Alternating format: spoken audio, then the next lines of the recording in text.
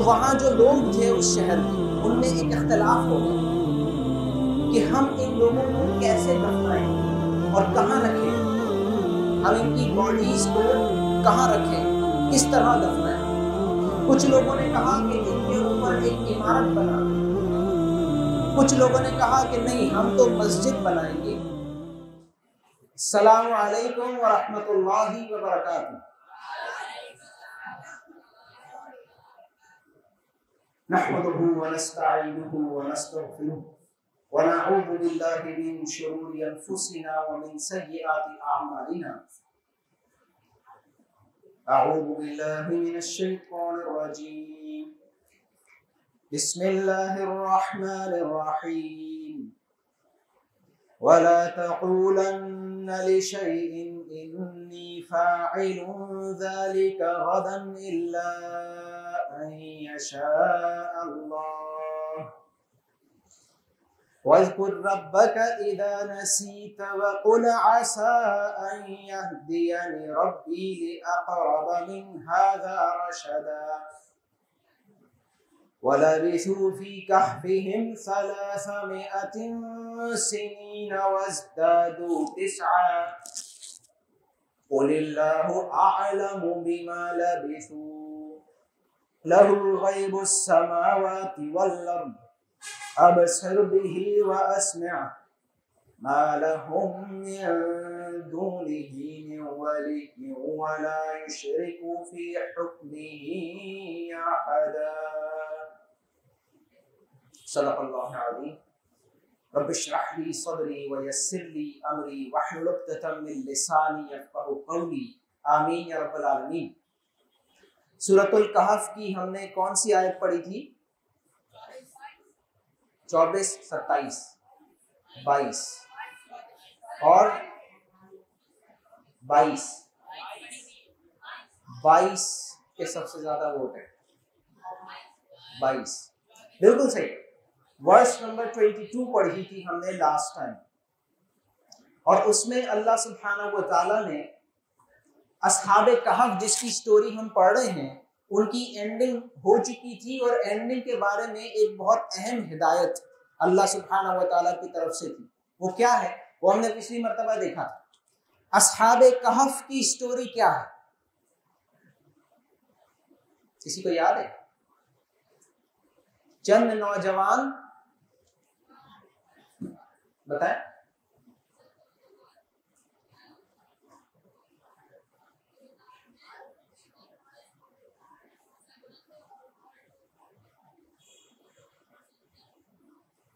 پھر کیا ہوا؟ غار میں کچھ نوجوان نے پناہ لی، اس کے بعد کیا ہوا؟ اللہ نے انہیں سلا دیا کئی 100 سال تک۔ پھر کیا ہوا؟ جب وہ اٹھے تو انہیں بھوک لگ رہی تھی، جب بازار اور سکہ لے کر گئے تو کیا ہوا؟ ہاں، لوگوں نے ان کی بہت عزت کی۔ اصل میں آپ اس کو یوں اپنے ذہن میں یاد رکھیں کہ چند نوجوان تھے، کیونکہ انہوں نے شرک سے انکار کر دیا تھا تو سب ان کے خلاف ہو گئے تھے، ان کو مارنا چاہتے تھے۔ جب وہ سو کے اٹھے تو سب ان سے بہت پیار کرنے لگے، ان کی بہت عزت کرنے لگے، ان کی بہت رسپیکٹ کرنے لگے۔ یہ ہے اس اسٹوری کا خلاصہ کہ چند لوگوں نے اللہ کے لیے جب سٹینڈ لیا تو اللہ سبحانہ و تعالیٰ نے اس طرح سے پوری سچویشن کو بنا دیا کہ سب ان کی رسپیکٹ کرنے لگے۔ جو ہم نے آخری آیت پڑھی تھی وہ کیا تھی؟ کہ جب ان اصحاب کہف کا انتقال ہو گیا تو وہاں جو لوگ تھے اس شہر کے، ان میں ایک اختلاف ہو گیا کہ ہم ان لوگوں کو کیسے دفنائیں اور کہاں رکھیں، ہم ان کی باڈیز کو کہاں رکھیں، کس طرح دفنائیں۔ کچھ لوگوں نے کہا کہ ان کے اوپر ایک عمارت بنا دو، کچھ لوگوں نے کہا کہ نہیں، ہم تو مسجد بنائیں گے۔ اس کے بعد اللہ سبحانہ و تعالیٰ نے فرمایا کہ یہ لوگ اس طرح سے بحث کر رہے ہوں۔ دوسرا اختلاف کہ کتنے تھے، کچھ لوگ کہیں گے وہ 3 تھے، کچھ کہیں گے وہ 5 تھے، کچھ کہیں گے وہ 7 تھے۔ اے نبی صلی اللہ علیہ وسلم، آپ کہہ دیں اللہ ہی جانتا ہے وہ کتنے تھے. ان لوگوں کے بارے میں بہت تھوڑے ہی لوگ ان کی ریئلٹی کو جانتے ہیں.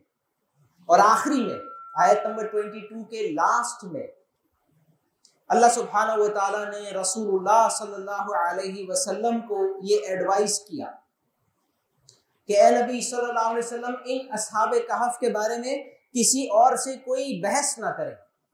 فلا تماری فیہم الا مراء ظاہرا، سوائے ظاہری باتوں کے.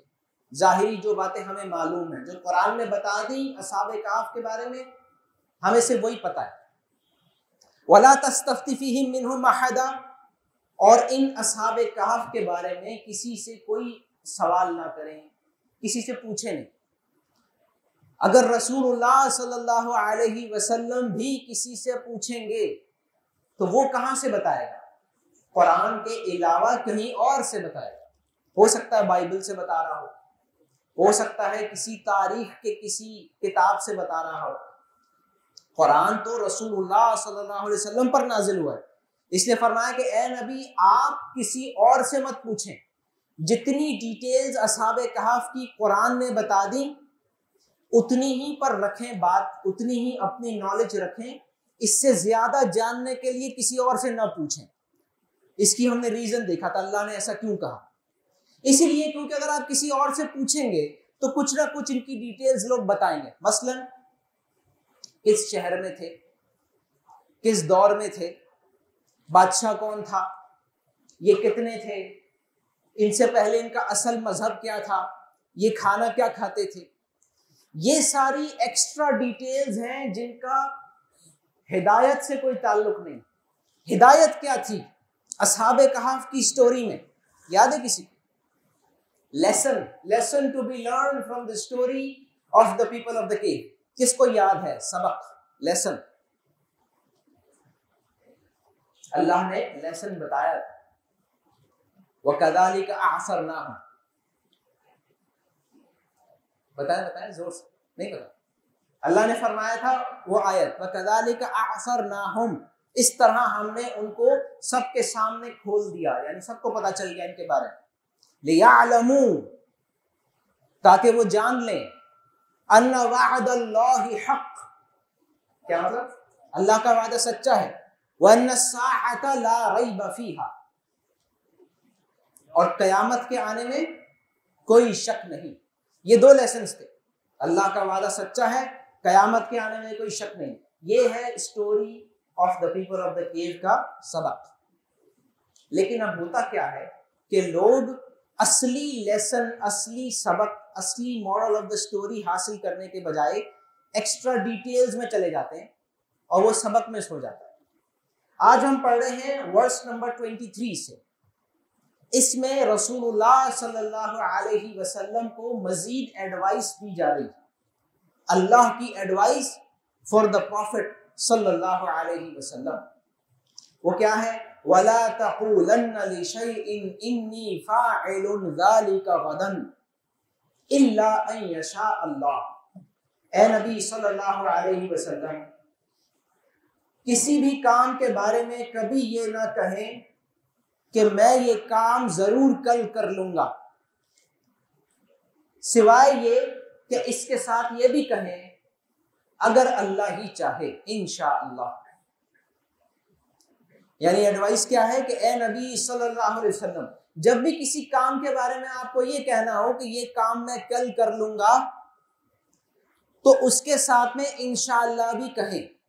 آپ میں سے کتنے لوگوں کو انشاءاللہ کا مطلب پتہ ہے؟ ہاتھ اٹھائیں، بتائیں. اگر اللہ چاہے تو یہاں پہ اللہ نے رسول اللہ صلی اللہ علیہ وسلم کو یہ حکم دیا ہے کہ مت کہو کسی چیز کے بارے میں کہ میں یہ کام کل ضرور کر لوں گا، ایکسپٹ سوائے یہ کہ اس کے ساتھ میں یہ بھی کہو الا ان یشاء اللہ، سوائے یہ کہ اللہ ہی چاہے. مطلب یہ کہ اگر میں یہ نہیں کہتا کہ میں یہ کام کل کر لوں گا اور میں انشاءاللہ نہیں کہتا، اس کا مطلب کیا ہے؟ اس کا مطلب یہ ہے کہ میں اوور کانفیڈنٹ ہوں اپنے بارے میں. اگر میں آپ سے یہ کہوں کہ کل میں یہ ضرور کام کر دوں گا، اس کا مطلب ہے مجھے اس بات کی گارنٹی ہے کہ کل میں زندہ رہوں گا، کل میں یہ کام بھی کر سکوں گا۔ مثلاً یہ کہ کسی شخص کو اپنی گاڑی لے کر اور کسی کام کرنے کے لیے جانا ہے، ہاسپٹل جانا ہے ٹیسٹ کروانے کے لیے، کل صبح 9 بجے۔ اب وہ کہتا ہے رات کو کہ کل صبح میں جاؤں گا ٹیسٹ کرانے، تو یہ صحیح نہیں ہے۔ اللہ تعالیٰ نے کیا کہا؟ آپ کو کہنا چاہیے، کیا کہنا چاہیے؟ کل میں جاؤں گا ٹیسٹ کرانے انشاءاللہ، کیونکہ آپ یہ ایزیوم کر رہے ہیں کہ کل ہو جائے گی، میں بھی زندہ رہوں گا، آج میں بستر پہ جاؤں گا سونے، صبح اٹھ بھی جاؤں گا اور میں صحیح سلامت بھی رہوں گا، میری گاڑی بھی صحیح سلامت رہے گی، ہاسپٹل بھی صحیح سلامت رہے گا، ٹیسٹ کرنے والا جو بندہ ہے وہ بھی زندہ رہے گا۔ بہت ساری باتیں ہیں یہ تو، جس کے بارے میں مجھے کچھ بھی نہیں پتا۔ مثلاً اصحاب کہف کے بارے میں سوچیں، یہ نوجوان غار میں گئے، غار میں جا کے چھپ گئے۔ اب انہوں نے سوچا ہوگا کہ کل ہم فلاں کام کریں گے، انہوں نے سوچا ہوگا جیسے ہر کوئی سوچتا ہے، اور پھر یہ سو گئے۔ ان کو لگ رہا تھا کہ ہم کل صبح اٹھ جائیں گے، لیکن یہ اٹھے کب؟ بہت سال بعد اٹھے۔ ہمارے ساتھ بھی یہ ہو سکتا ہے، آج آپ بستر میں جائیں، آپ کو کوئی گارنٹی ہے کہ کل صبح آپ اٹھیں گے؟ رسول اللہ صلی اللہ علیہ وسلم جب اپنے بستر پر تشریف لے جاتے تھے سونے کے لیے تو کون سی دعا پڑھتے تھے؟ اللہم بسمک اموت و احیا۔ اس کا مطلب کیا ہے؟ اللہم، اے اللہ، بسمک، آپ کے نام سے، ان یور نیم، اموت، میں مرتا ہوں، و احیا، اور میں زندہ ہوتا ہوں۔ اے اللہ، آپ کے نام سے میں مرتا ہوں اور میں زندہ ہوتا ہوں، یہ مطلب ہے۔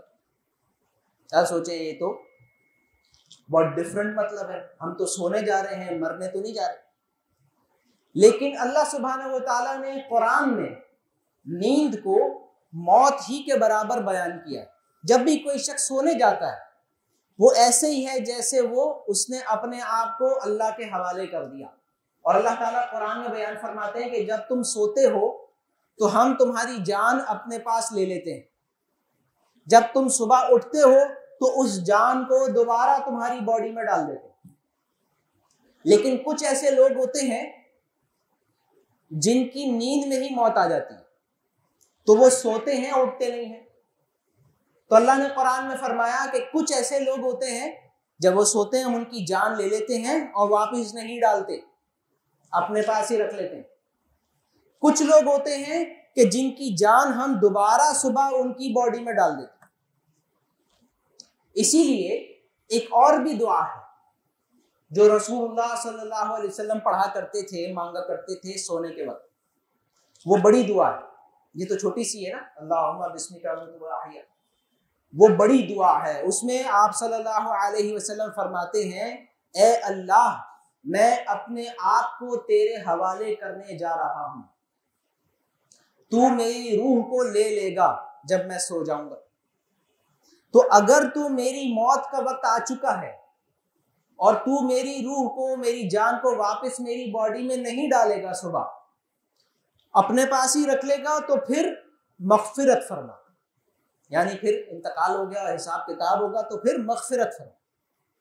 اور اگر تو یہ فیصلہ کرے کہ صبح میری باڈی میں دوبارہ ڈالنا ہے میری جان کو، میری روح کو، یعنی دوبارہ مجھے جگانا ہے صبح، ابھی موت کا وقت نہیں آیا، تو پھر مجھ پر رحم فرما۔ کیا دعا ہے آپ صلی اللہ علیہ وسلم کی؟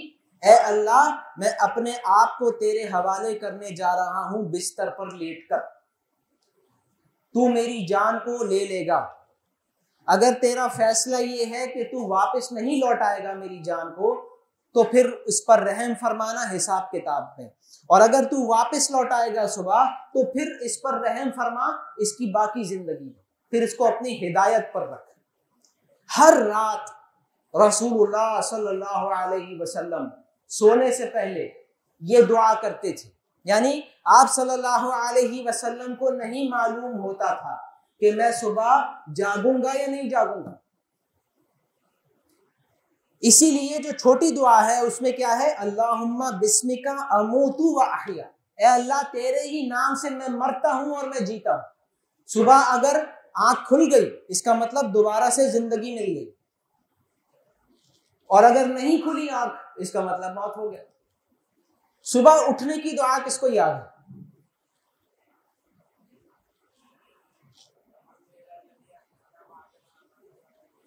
الحمدللہ الذی احیانا بعدما اماتنا والیہ المصیر۔ تمام شکر اس اللہ کے لیے، الحمدللہ الذی احیانا، جس نے ہمیں زندہ کیا، بعدما اماتنا، مارنے کے بعد، موت دینے کے بعد، والیہ المصیر، اسی کی طرف ہم لوٹتے ہیں، وَإِلَيْهِ النُّشُورُ، اسی کی طرف ہم جمع ہوں گے، نشور مطلب جمع ہوں، اسی کی طرف ہم لوٹیں گے۔ اس میں کیا ہے؟ ہر روز صبح رسول اللہ صلی اللہ علیہ وسلم فرماتے تھے کہ یہ جو ہم جاگ گئے نا، یہ اللہ نے نئی زندگی دے دی۔ الحمدللہ الذی احیانا، تمام شکر اس اللہ کے لیے جس نے ہمیں زندہ کر دیا، بعد ما اماتنا، ہمیں موت دینے کے بعد، وَإِلَيْهِ النُّشُورُ، اسی کی طرف ہمیں جمع ہونا ہے۔ اب آپ سوچیں کہ ایک شخص یہ بات کہتا ہے کہ میں یہ کام کل کروں گا، اور وہ انشاءاللہ نہیں کہتا، اس کا مطلب کیا ہے؟ اس کا مطلب یہ ہے کہ وہ یہ سمجھتا ہے کہ میں خود ہی سوتا ہوں، خود ہی جاگتا ہوں، اللہ کے کنٹرول میں نہیں ہوں، جب میری مرضی آئے گی میں سو جاؤں گا، جب میری مرضی آئے گی میں جاگ جاؤں گا۔ حالانکہ ایسا نہیں ہے، ہماری زندگی اللہ کے کنٹرول میں۔ تو کیا ہے؟ ہم نے آج جو آیت پڑھی، آیت نمبر 23، وَلَا تَقُولَنَّ لِشَيْءٍ إِنِّي فَاعِلٌ ذَلِكَ غَدًا، اے نبی صلی اللہ علیہ وسلم کبھی نہ کہیں کسی کام کے بارے میں کہ میں یہ ضرور کل کر لوں گا۔ آیت نمبر 23 یہاں ختم ہو گئی۔ آیت نمبر 24 شروع ہوتی ہے، اِلَّا أَن يَشَاءَ اللَّهُ، سوائے یہ کہ اگر اللہ چاہے۔ پھر آیت 24 کنٹینیو ہو رہی ہے، وَاذْكُرْ رَبَّكَ إِذَا نَسِيتَ، اور یاد کریں اپنے رب کو، وَاذْكُرْ، یاد کریں، رَبَّكَ، اپنے رب کو، إِذَا نَسِيتَ، نسیتا مطلب نسیان، بھولنا، إِذَا نَسِيتَ، جب آپ بھول جائیں، وَاذْكُرْ رَبَّكَ إِذَا نَسِيتَ، اور یاد کریں اپنے رب کو جب آپ بھول جائیں۔ کیا بھول جائیں؟ مطلب انشاءاللہ کہنا بھول گئے۔ ایک شخص ہے، وہ رات کو سونے سے پہلے اس نے کہا کل صبح اٹھ کے جو ہے میں فلاں کام کروں گا، مجھے بڑا والا ناشتہ کرنا ہے کل صبح اٹھ کے، یا وہ کہتے ہیں کہ بھائی میں نے جو ہے نا فلاں بک ضرور لے کے جانی ہے کل اسکول، اور انشاءاللہ نہیں کہا، بھول گیا۔ اب اس کو بیچ میں کبھی یاد آیا، یا تو صبح یاد آیا کہ ارے میں نے کہا تھا اور انشاءاللہ نہیں کہا، تو کیا کرے؟ تو پھر اللہ کو یاد کر لے۔ جیسے یاد آیا کہ میں انشاءاللہ کہنا بھول گیا تھا، اس وقت اللہ کو یاد کر لے۔ وَاذْكُرْ رَبَّكَ إِذَا نَسِيتَ وَقُلْ عَسَىٰ أَن يَهْدِيَنِ رَبِّي أَقْرَبَ مِنْ هَٰذَا رَشَدًا، اور اے نبی صلی اللہ علیہ وسلم اگر آپ بھول جائیں انشاءاللہ کہنا تو اللہ کو یاد کریں جب آپ کو یاد آئے، اور آپ یوں کہیں عَسَىٰ أَن يَهْدِيَنِ رَبِّي أَقْرَبَ مِنْ هَٰذَا رَشَدًا، مجھے امید ہے کہ میرا رب کسی ایسی بات کی طرف رہنمائی کر دے جو ہدایت میں اس سے بھی زیادہ قریب ہو۔ یہاں پہ آیت نمبر 24 ختم ہو۔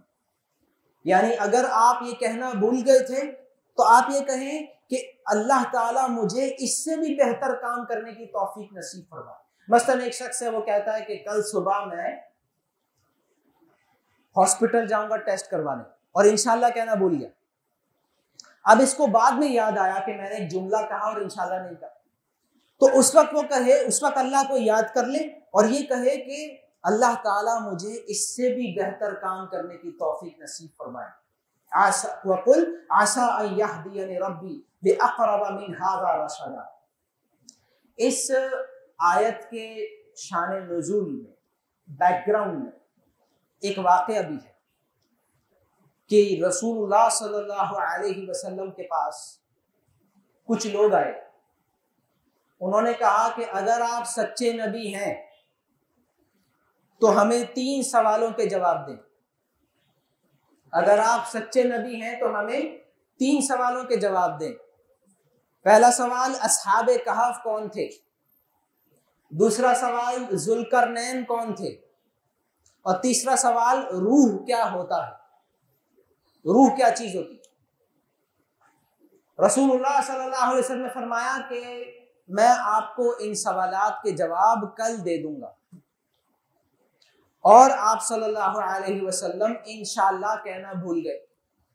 آپ نے ان کو کیا کہا کہ اس سوالات کے جواب میں کل دے دوں گا، کیونکہ آپ صلی اللہ علیہ وسلم کو یہ لگ رہا تھا کہ جس طرح روز جبریل علیہ السلام آتے ہیں قرآن لے کر، جب بھی کوئی مجھ سے سوال پوچھتا ہے اللہ تعالیٰ جبریل علیہ السلام کو بھیج دیتے ہیں جواب کے ساتھ. تو آپ صلی اللہ علیہ وسلم نے کہا میں کل دے دوں گا، کل تک آ جائیں گے جبریل علیہ السلام. لیکن اللہ تعالیٰ نے جبریل علیہ السلام کو نہیں بھیجا 15 دن تک. اب کل صبح ہوئی، جنہوں نے سوال پوچھا تھا وہ آ گئے. آپ نے کہا تھا کل بتائیں گے، اب بتائیں. آپ صلی اللہ علیہ وسلم نے فرمایا کہ ابھی تک اللہ نے جواب نہیں بتایا، لہٰذا میں آپ کو نہیں بتا سکتا. جب اللہ تعالیٰ جواب بھیجیں گے جب ہی بتا سکتے. انہوں نے بڑا مذاق اڑایا. انہوں نے کیا پوچھا تھا کہ اگر آپ واقعی اللہ کے نبی ہیں تو پھر ان سوال کے جواب آپ کو آتے ہوں گے. اب آپ صلی اللہ علیہ وسلم نے کہا مجھے تو نہیں آتے، اللہ نے بتایا ہی نہیں. تو وہ سب ہنسنے لگے. اگلے دن وہ پھر آئے، پھر سے آپ صلی اللہ علیہ وسلم کو جواب نہیں پتا تھا. اس طرح 15 دن تک وہ لوگ رسول اللہ صلی اللہ علیہ وسلم کا مذاق اڑاتے رہے اور پروپاگنڈا کرتے رہے. لوگوں کو کہتے رہے کہ دیکھا ہم کہہ رہے تھے کہ یہ اللہ کے رسول اور نبی نہیں ہے، یہ جھوٹ بولتے ہیں نعوذ باللہ. پھر اس کے بعد 15 دن کے بعد جا کر اللہ نے جبریل علیہ السلام کو بھیجا، پوری سورہ کہف نازل کی، اور اس کے ساتھ جو روح کا سوال ہے وہ سورہ بنی اسرائیل میں آتا ہے، جو اس سے پہلے والی سورت. اور پھر رسول اللہ صلی اللہ علیہ وسلم نے ان لوگوں کو جواب دے دیا کہ اصحاب کہف کون تھے، ذوالقرنین کون تھے. لیکن ساتھ میں اللہ نے یہ ایڈوائس بھی کی آپ صلی اللہ علیہ وسلم کو جو ہم ابھی پڑھ رہے ہیں، وَلَا تَقُولَنَّ لِشَيْءٍ إِنِّي فَاعِلٌ ذَلِكَ غَدًا إِلَّا أَن يَشَاءَ اللَّهُ. کہ اے نبی کبھی کسی کام کے بارے میں یہ مت کہیں کہ میں یہ کل کر دوں گا، سوائے اس کے کہ آپ ساتھ میں یہ بھی ایڈ کریں انشاءاللہ. آج ہم یہ 2 آیات پڑھ رہے ہیں، آیت نمبر 23 اور 24. لیکن اس میں جو لیسن ہے، جو سبق ہے آپ کے لیے اور میرے لیے، وہ بہت امپورٹنٹ ہے کہ جب بھی کچھ کہیں کہ یہ کام میں کل کر لوں گا، ساتھ میں انشاءاللہ کہیں. اگر کبھی بھول جائیں انشاءاللہ کہنا تو جیسے یاد آئے اس وقت اللہ کو یاد کر لیں، اور ساتھ میں یہ بھی دعا کریں کہ اے اللہ جو میں نے سوچا ہوا ہے کل کرنے کے لیے، اس سے بھی بہتر اگر کوئی کام ہو تو وہ مجھے کرا دے. اس سے کیا ہوگا؟ یہ چھوٹی سی ایڈوائز ہے، لیکن یہ بہت بڑا ہتھیار ہے، بہت بڑا ویپن ہے. کس کے خلاف؟ بالکل شروع میں ہم نے دیکھا تھا کہ رسول اللہ صلی اللہ علیہ وسلم نے فرمایا سورہ کہف پڑھا کرو ایوری فرائیڈے، ہر جمعے. یہ تمہیں کس سے بچائے گا؟ دجال کے فتنے سے بچائے گا. سورہ کہف پڑھا کریں ایوری فرائیڈے. تو یہ جو انشاءاللہ کہنا ہے یہ ایک ویپن ہے، ہتھیار ہے. کس کے خلاف؟ دجال کے فتنے کے خلاف. جب بھی ایک مسلمان اپنے ہر مستقبل کے کام کے ساتھ انشاءاللہ کہتا ہے، وہ خود بخود اپنے آپ کو یاد دلاتا ہے کہ ہر چیز کس کے کنٹرول میں؟ اللہ کے کنٹرول میں. ہو سکتا ہے کہ بظاہر نظر آ رہا ہوں کہ میرے کنٹرول میں، میرے پاس گاڑی ہے، میرے پاس چابی ہے، میرے پاس جسم ہے، صحت ہے، آنکھیں ہیں، کان ناک ہاتھ پیر ہر چیز موجود ہے، پیسے بھی ہیں، جاؤں گا جا کے ٹیسٹ کرا لوں گا، کوئی چیز میرے سامنے رکاوٹ نہیں ہے. یہ کون ہے؟ یہ ظاہر پرست انسان. یہ وہ انسان ہے کہ جو صرف ظاہر کو دیکھتا ہے، وہ مٹیریل کو دیکھتا ہے. وہ کہتا ہے کیونکہ ساری چیزیں موجود ہیں مٹیریل، لہٰذا کام ہو جائے گا. لیکن جب ایک مسلمان انشاءاللہ ایڈ کرتا ہے تو وہ کیا کہہ رہا ہے؟ وہ اپنے آپ کو یاد دلا رہا ہے کہ ظاہری چیزیں کافی نہیں۔ ایک آدمی کو پیاس لگ رہی ہے، سامنے پانی موجود ہے، وہ کہے میں جاؤں گا پانی پی لوں گا، لیکن وہ کہتا ہے انشاءاللہ۔ اس کا مطلب ہے کہ یہ جو مجھے نظر آ رہا ہے کہ میں چل کے جاؤں گا، پی لوں گا، پانی آ جائے گا اور پیاس بجھ جائے گی، یہ تو صرف نظر آ رہا ہے۔ ریالٹی میں ہر چیز اللہ کے کنٹرول میں۔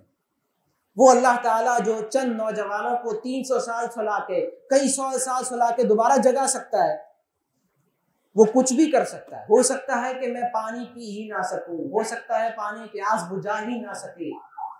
تو یہ جو چھوٹا سا ایک ویپن ہے، یہ بہت بڑا ویپن ہے۔ کیا ہے آج کی ایڈوائس؟ جب بھی مستقبل کے بارے میں کہ یہ کام میں کل کروں گا، جب بھی ہم کہیں، ساتھ میں ہم کہیں انشاءاللہ، اگر اللہ نے چاہا۔ اللہ سبحانہ و تعالیٰ ہمیں سمجھ اور عمل کی توفیق نصیب فرمائے۔ بارک اللہ لی و لکم ولسائر المسلمین والمسلمات۔